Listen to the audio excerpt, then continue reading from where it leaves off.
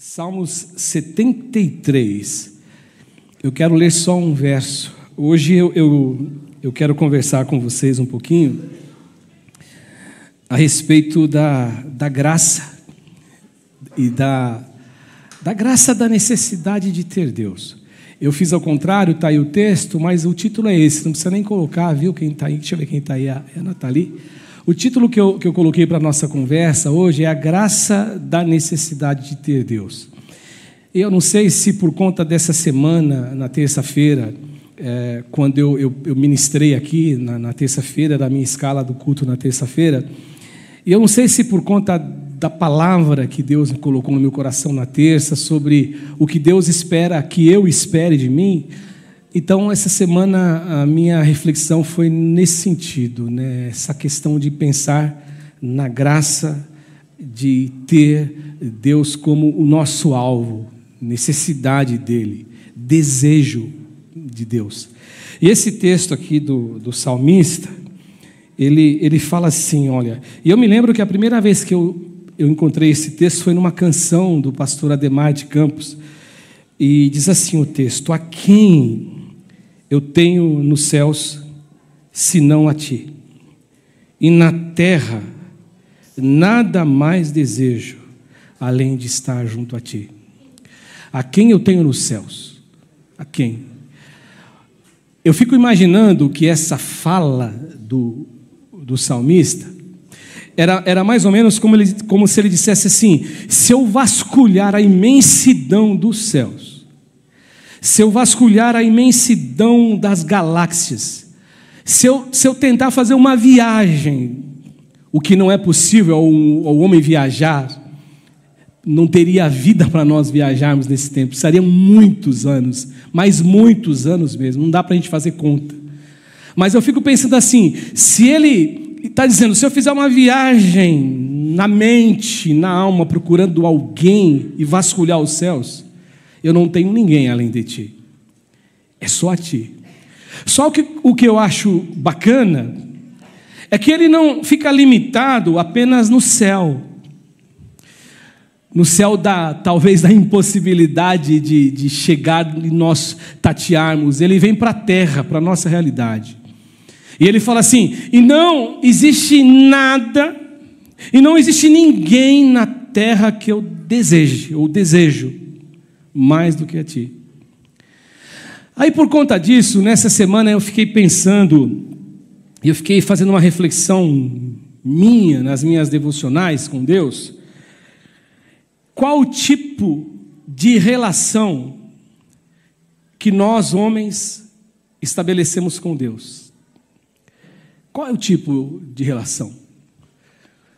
Qual é o significado de Deus para mim, para você, para nós, para os homens? E eu digo homens, seres humanos.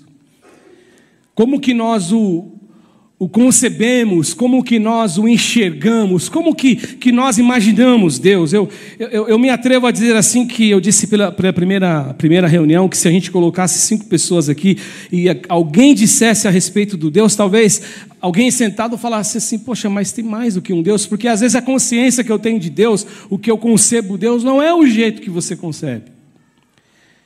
Porque às vezes a impressão que eu tenho, a sensação e o sentimento que eu tenho é que muitos carregam uma imagem de Deus meio que parecida como aquela questão do gênio da lâmpada, a ficção do gênio da lâmpada, que ele existe com a missão de nos servir e que ele existe para nos dar tudo aquilo que nós desejamos. Só que nós não usamos a palavra desejamos, nós usamos a expressão necessitamos. Como se realmente fosse, nós soubéssemos se é aquilo que a gente precisa mesmo.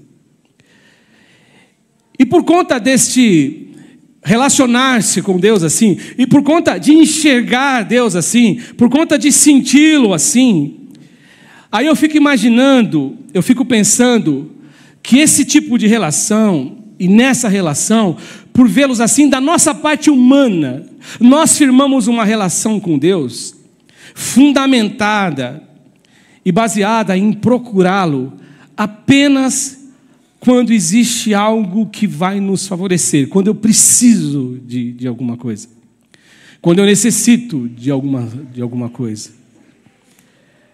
E na medida que alguém alcança,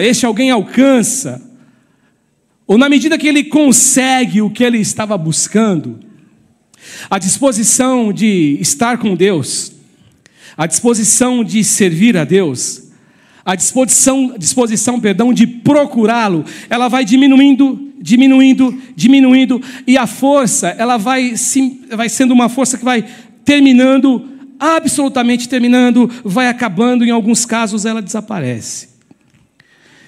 Sabe qual é o problema disso? O problema de quem age com Deus desse jeito, quem reage com Deus desse jeito, quem estabelece uma relação com Deus nessa qualidade, eu acredito que na maioria das vezes, essa pessoa ela jamais para fazer a seguinte reflexão: mas isso é bom para mim? Isso serve para mim? Isso está sendo benéfico para mim? Isso está sendo bênção para mim? E também não existe o mínimo esforço para uma reflexão na outra ponta, para refletir o seguinte: essa minha relação, esse meu tipo de relacionamento com Deus, está agradando a Deus? Porque o que acontece é que nessa relação, tem um lado que importa, mas o lado que importa é sempre o nosso. É sempre o nosso. Eu já ouvi dizer que tem pessoas que olham para as igrejas como se fossem vitrines de lojas, vitrines de um shopping center, onde ali naquela vitrine existe muita coisa a ser acessada, a ser comprada, a ser possuída, mas a partir do momento que a pessoa interpreta que a igreja não tem mais nada a oferecer, aí a pessoa acaba não querendo mais estar ali, porque o relacionamento é esse, o lado que importa é apenas o mesmo, o dele. Sabe, gente, e um tipo de relação assim com Deus, a gente é levado a pensar, a mente da gente ela é enganosa, o nosso coração é enganoso, como diz a Bíblia, e a gente é obrigado a pensar, e levado, não obrigado, mas levado a pensar, que Deus ele tem a obrigação de me servir, a obrigação de me atender. Deus tem a obrigação de estar disponível todos os dias, todo momento, em qualquer hora. Na hora que eu falar eu quero, Ele tem que me atender. E por que isso acontece? Porque essa relação com Deus, ela foi uma relação estabelecida e fundamentada numa única via. Eu só recebo, eu não dou, eu não entrego. E como eu disse, quando eu recebo, a partir do momento que eu recebo, eu não busco mais, por conta disso, essa via. E o mais curioso de tudo é que nessa condição e nessa relação, nesse tipo de relação com Deus, também não existe o mínimo esforço para retribuir, para dar a Deus uma contrapartida. E aí eu estava pensando que aí o que acontece é a personificação, a encarnação daquela frase na vida da gente, na vida humana. Quando eu ouvi, muitas vezes quando eu era garoto, o famoso só venha a nós. Só venha a nós. E o mais interessante disso tudo é que o discurso para as justificativas, eles não mudam, eles são sempre os mesmos. E eu quero abrir um parênteses aqui, que eu não estou falando de estar na igreja. O que eu acho é muito importante estar na igreja. Mas eu estou falando muito mais do que estar numa igreja. Eu estou falando de relação com Deus. Relacionamento com Deus. E aí as justificativas são do tipo assim, né? Eu não tenho tempo. Eu não tenho tempo. Você não conhece a minha agenda. Eu tenho muito o que fazer. Aí aquela clássica, né? Deus conhece o meu coração. Deus conhece o meu coração. E aí, então, outra, eu não tenho tempo para orar, eu não consigo orar, eu não tenho tempo para orar. Isso se torna um ciclo vicioso de respostas e de justificativas e desculpas e mais desculpas, não para estar no culto, mas não para estar na presença de Deus, diante de Deus. A relação com Deus ela é uma relação que não é tão pura como a gente diz e afirma com a nossa voz. Mas sabe qual é o barulho que eu preciso dormir todo dia? E eu acho que você também tem que dormir com esse barulho. É o seguinte: é eu ter que responder por mim mesmo. E você ter que responder por você mesmo. Porque cuidar da minha vida é muito trabalhoso. Eu não consigo cuidar da tua vida, porque se eu cuidar da tua vida, eu não vou cuidar da minha. Então a resposta ela é na individualidade. O pensar, o refletir, ele vai para a individualidade. É você que vai estabelecer as suas prioridades. E aí a pergunta que eu preciso responder para mim: Cássio, qual é o tipo de relação que você estabelece com Deus? Qual a qualidade e qual a importância que ela ocupa na sua vida? Qual a importância? E aí eu entro na primeira lição e sinceramente eu penso que a nossa alma deveria ter necessidade de Deus. É a primeira lição. A nossa alma deveria ter necessidade de Deus. Mas quando eu estava pensando em necessidade de Deus, eu estava pensando em necessidade dele mesmo. Dele. Estar com ele. Sentir e provar da alegria dele. Sentir e provar da companhia dele. Sentir e provar do cuidado dele. Sentir e provar do amor dele. Sentir e provar tudo o que ele tem dele para mim. É isso que eu estava pensando. Eu penso nisso. É isso que eu precisaria sentir. E não simplesmente a necessidade de ter aquilo que ele pode promover, me dar, me oferecer. E aí eu me lembro de uma canção do Davi Sasser, que ele fala assim: eu prefiro não ter tuas bênçãos, se eu não tiver a tua presença. E eu não sei se a gente consegue, de verdade, encarnar esse papel na vida e na nossa existência, ou se isso só se torna algo que a gente fala, da boca para fora, algo que a gente diz, porque, olha, Deus é tudo, mas às vezes parece que o discurso caminha, Deus é tudo para a direita, e a gente vivendo, puxando para o lado esquerdo, outra coisa totalmente diferente. Porque eu creio, gente, com toda a fé na minha alma, eu creio com toda a fé no meu coração, quando alguém ele tem uma experiência verdadeira de um encontro com Deus, ele vai descobrir uma coisa: ele vai descobrir que provar de Deus, ele vai descobrir que desfrutar de Deus, ele vai descobrir que desfrutar de tudo que Deus tem é ter de Deus o melhor de tudo que se possa possuir nessa vida. Tudo. É isso que ele vai descobrir. E aí eu fico pensando, né? Como a gente ilustra isso na Bíblia? Um dia ouvi alguém dizer que a gente lê a Bíblia e a gente é capaz de conseguir ler a Bíblia e a gente destituir os personagens bíblicos de toda a característica humana deles. Eu me lembro quando eu me converti aos 17 anos e aí eu comecei a ler a Bíblia. Comecei a ouvir sermões. Eu sempre gostei de ouvir sermões, de palavras, eu sempre gostei. Eu gosto de música, fui músico na igreja durante um tempo, mas sempre me atraiu esse ministério de ouvir a palavra. Eu gostava de ouvir a palavra. E aí eu me lembro que quando eu li a primeira vez Gálatas 2:20, quando Paulo apóstolo fala assim: não, mas eu vivo, mas Cristo vive em mim, e a vida que eu vivo hoje, eu vivo pela fé no Filho de Deus. Eu lia e pensava assim: não, mas isso é para o apóstolo Paulo.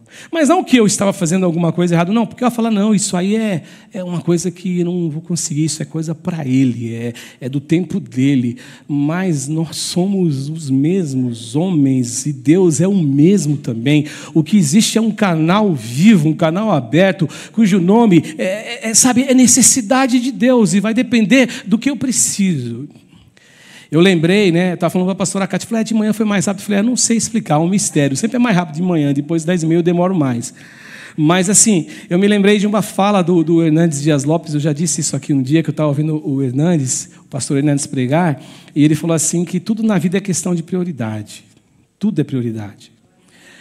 E ele falou assim que ele tinha um amigo pastor que o convidava todo dia para ir para o interior pregar, mas era longe pra caramba, era muito longe. E ele dizia assim, não, eu não vou não, é longe, né? Então ele sempre tinha desculpa, né?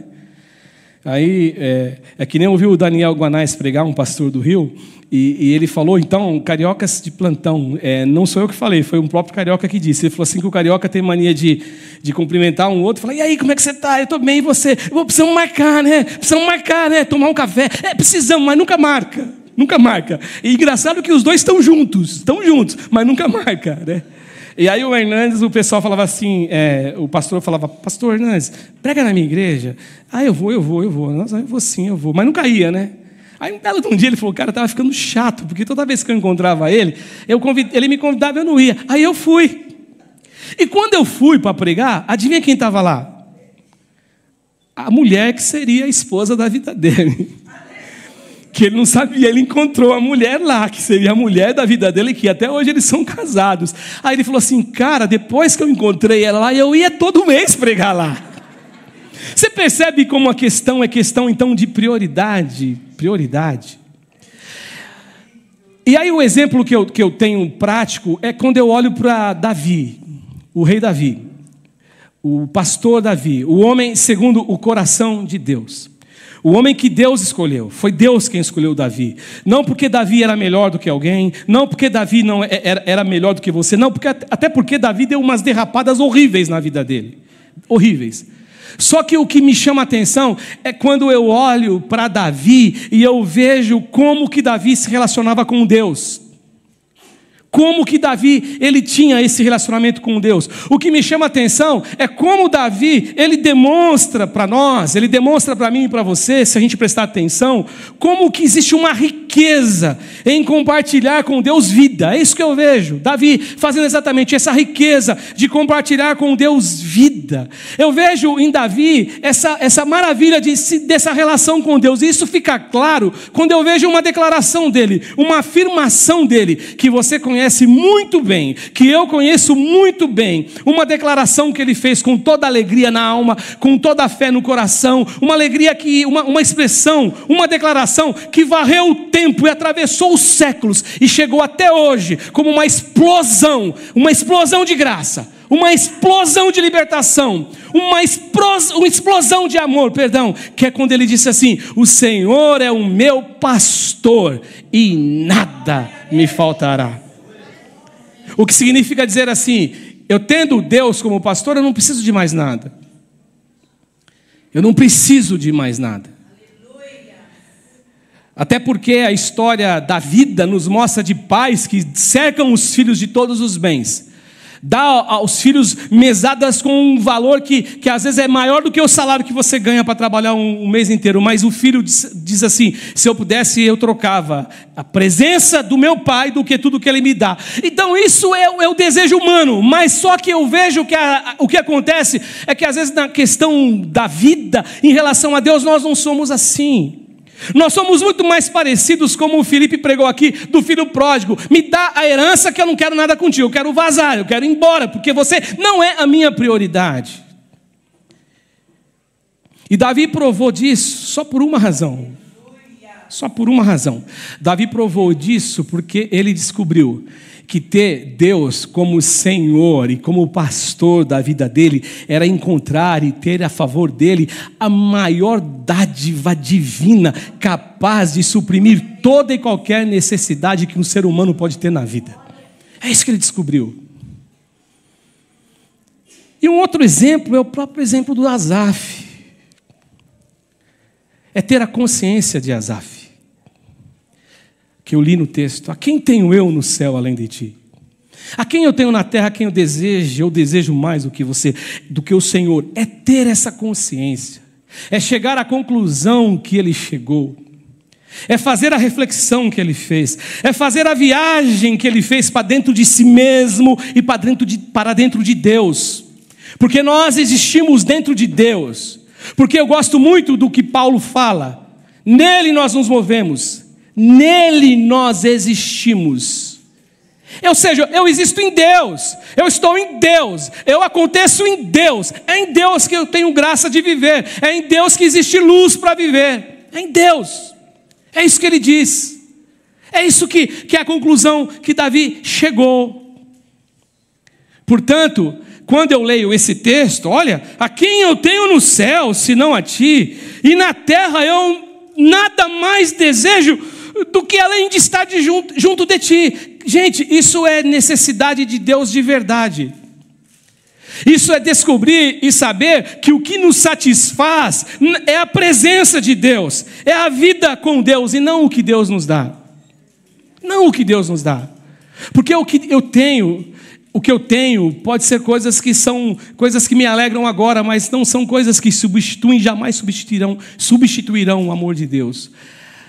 Do mesmo modo, e a conclusão que Davi chegou, Asaf chegou também, não dá para viver sem Deus. Não dá. Não dá. E a segunda lição, eu sinceramente penso que não são todos que descobrem que a alma deveria ter necessidade de Deus.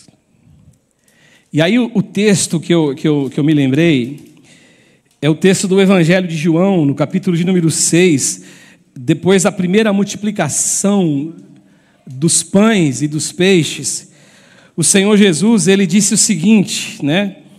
O texto sagrado fala assim, ó: quando o encontraram do outro lado do mar, aí os caras fizeram uma pergunta para ele, perguntaram assim para ele: mestre, quando que você chegou aqui? Aí Jesus já foi dando no meio dos caras, né? Jesus parecia aquele zagueirão que quando o atacante passa, ele não dá no tornozelo, ele dá na cintura assim, né? E aí o juizão fala: segue o jogo, não foi nada, segue o jogo. Aí Jesus falou assim, ó: a verdade é uma só. Vocês estão me procurando não porque viram os sinais miraculosos. E esses sinais miraculosos aqui, ele tem muito significado, é significativo para a gente. Porque o Evangelho de João, os milagres de Jesus, eles são apresentados como sinais. E sinal, ou sinais, aponta para uma direção. O que Jesus está dizendo é o seguinte, ó: o que eu estou realizando aqui está apontando para uma direção. E a direção que está sendo apontada aqui é que vocês estão diante do Messias. Vocês estão diante daquele que vocês esperaram, que a nação esperou. Quando a mulher disse lá, a samaritana, que eu preguei há pouco tempo atrás: estão dizendo que é aqui nesse monte, os seus pais falam que é lá. Onde é? Mulher, na verdade já chegou a hora que os verdadeiros adoradores adoram a Deus em espírito e em verdade. Mas por um acaso você é maior do que o nosso pai Jacó que esteve aqui? Estou diante de você, é o Messias que está dentro de você. Mais ou menos isso. Então Jesus está dizendo assim: olha, vocês não estão me procurando porque eu sou o Messias, porque eu tenho algo a dar para vocês na esfera espiritual, porque o meu reino não é dessa terra. Não, vocês só estão me procurando, sabe por quê? Porque vocês comeram pão, ficaram fartos com o pão, e vocês ficaram satisfeitos com o pão. Ou seja, vocês estão querendo só as bênçãos da terra, como o pastor Ivaldo pregou na semana passada. São duas bênçãos, são duas fontes. Tem que ter equilíbrio. Tem que ter equilíbrio, uma coisa equilibra a outra. E Deus que equilibra, mas equilibra se você permitir. Não, aqui eles queriam só as coisas do pão, da vida.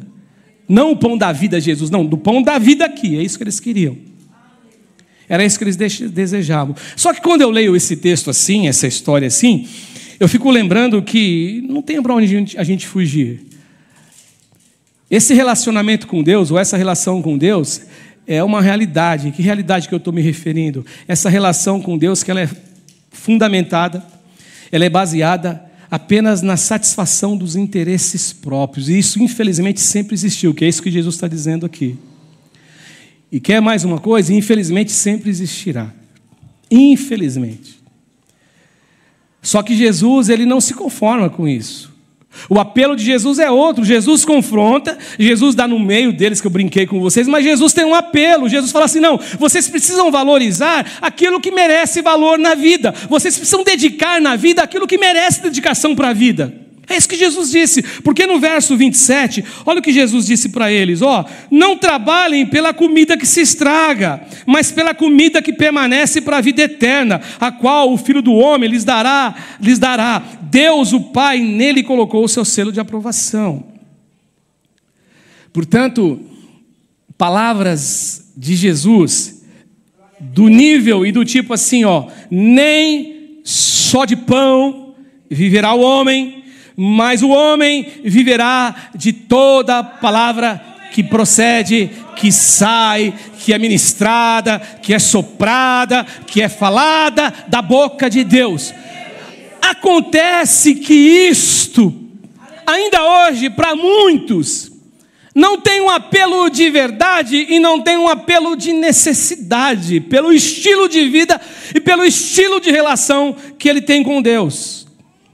E falas do tipo, sabe, a quem eu tenho no céu, além de ti, e na terra, a quem eu desejo mais do que ti.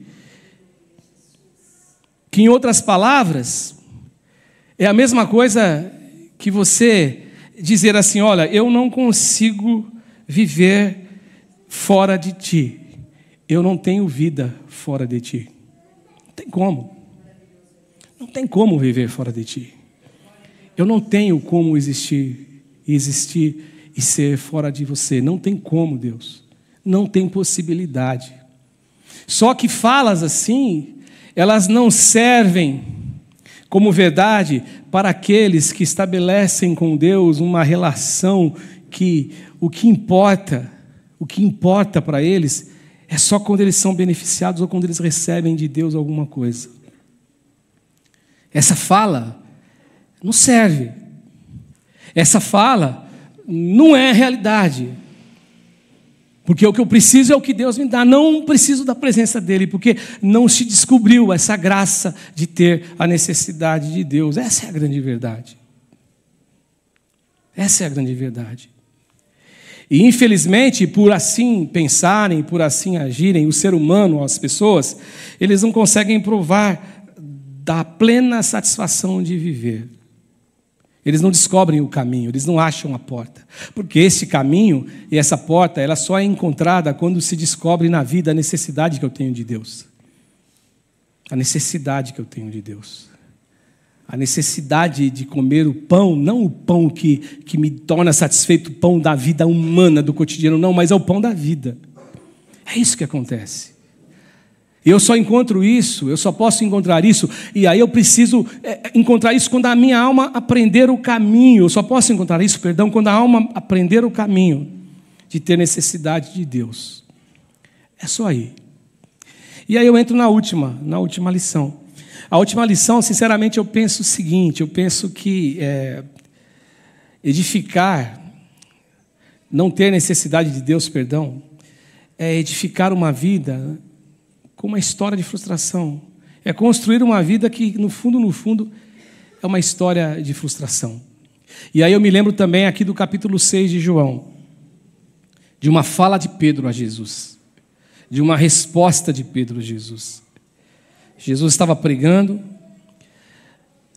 haviam ali discípulos, fora os 12, mais discípulos, e de repente Jesus, então, em seu discurso, ele diz o seguinte, olha o que ele diz, eu sou o pão da vida, é o que ele está dizendo, o que ele vai começar a dizer aqui, desde o começo aqui, sobre ser o pão da vida, e lá por volta dos 53, ele fala, eu sou o pão da vida, só que de repente ele fala assim, quem não comer da minha carne e não beber do meu sangue, não tem vida em si mesmo.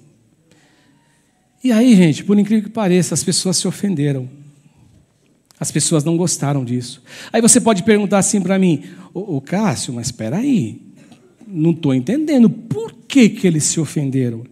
Para nós é muito obscuro.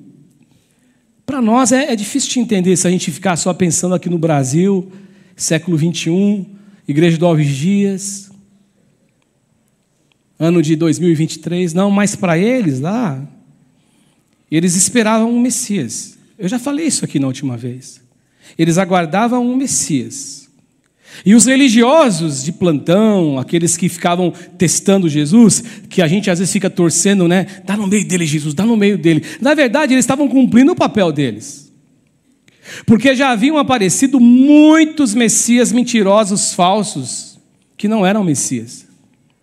E aí então eles tinham um checklist para dizer, será que esse cara é o Messias? Jesus abriu os olhos de um cego de nascença. Caramba! Esse cara abriu os olhos de um cego, de um cara que nasceu cego. Cara, isso é uma indicação do que ele é Messias. Olha, teve uma vez que a gente estava no barco com ele, e os ventos ficaram tão nervosos, raivosos, e veio uma tempestade, e ele estava dormindo com o som daquela tempestade, só que aí a gente ficou tão apavorado, que nós acordamos ele, e ele disse assim na hora que ele levantou, ordenou a tempestade, se acalme tempestade, vento se aquete, e houve uma bonança total, e a gente ficou assustado, e nós dissemos um para outro, aqui os discípulos, um para o outro, verdadeiramente esse cara é filho de Deus. Aí Pedro lembrou, falou, teve uma outra vez também, que a gente estava orando, ele falou assim, vão que eu vou encontrar vocês, e ele ficou orando lá, porque eles contaram, os discípulos contaram depois, ele ficou orando, e aí de madrugada ele veio andando sobre as águas. Como andando sobre as águas? Ele veio andando. E a gente viu de longe, a gente falou, é um fantasma.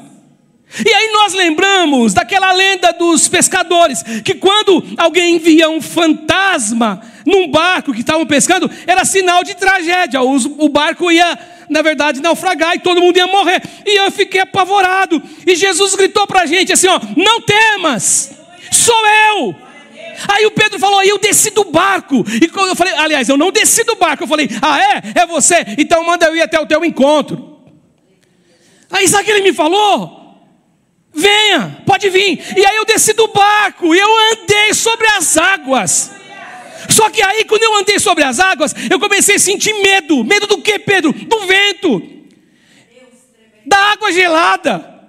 E eu afundei, e quando eu afundei, eu gritei, Senhor, me socorre, e ele lá andando nas águas, ele me deu a mão, e me levou para o barco.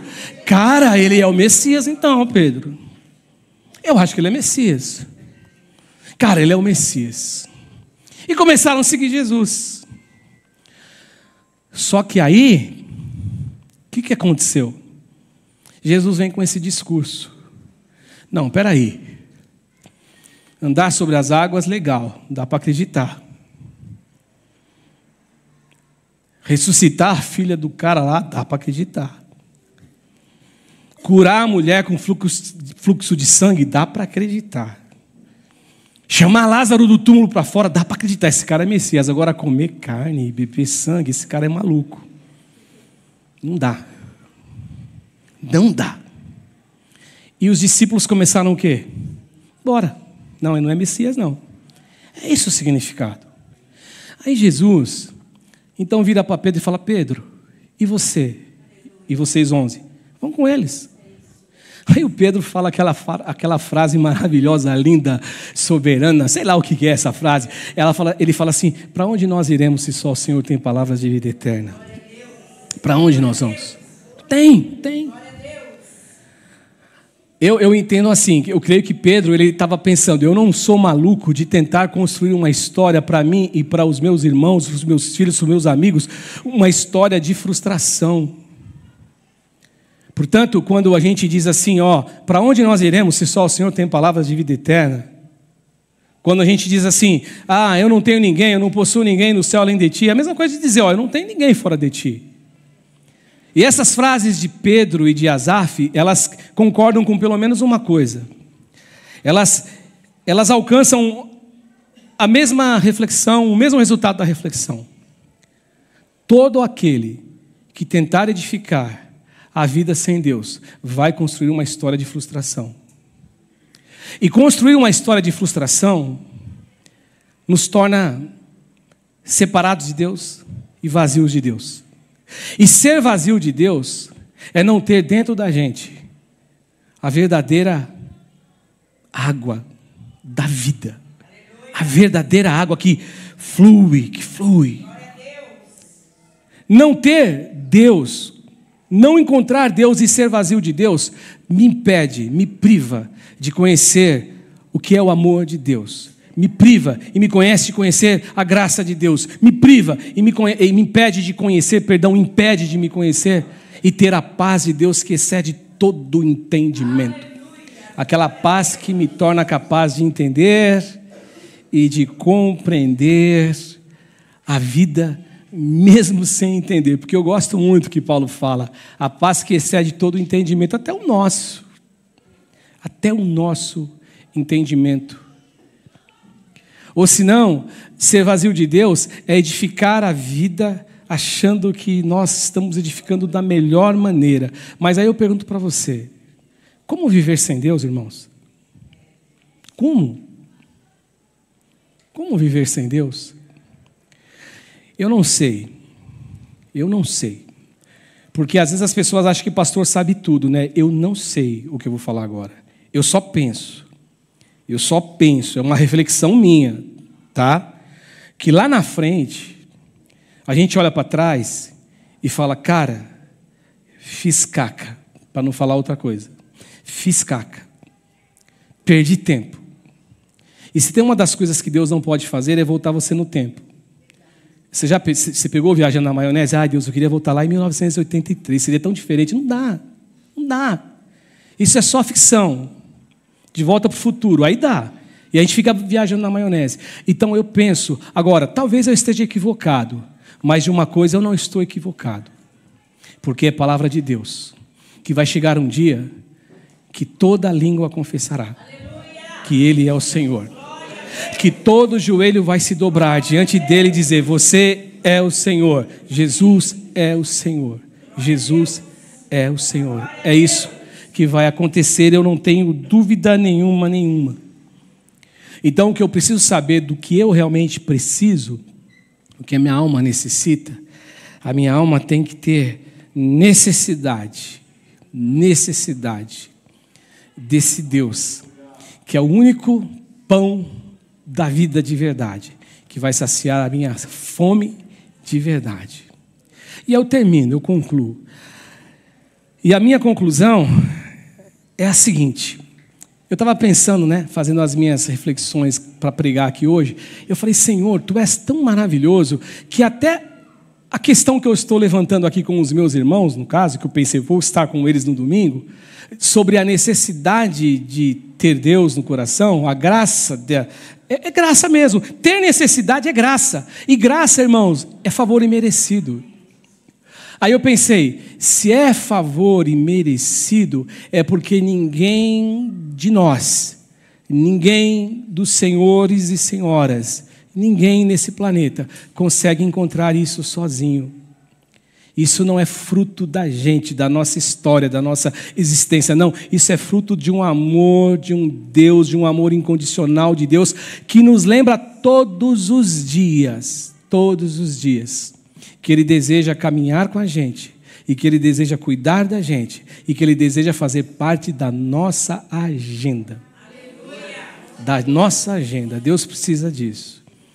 A minha oração, por mim pelo menos, é que o Espírito Santo de Deus, Ele me conduza ao desejo, ao anseio de querer encontrar Deus. Que Deus nos ajude, que Deus nos abençoe e que Deus nos direcione nesse caminho de descobrir a graça da necessidade de Deus. Beijo no teu coração. A pastora Kátia vai cantar e vai ser a nossa última oração. Vão na paz.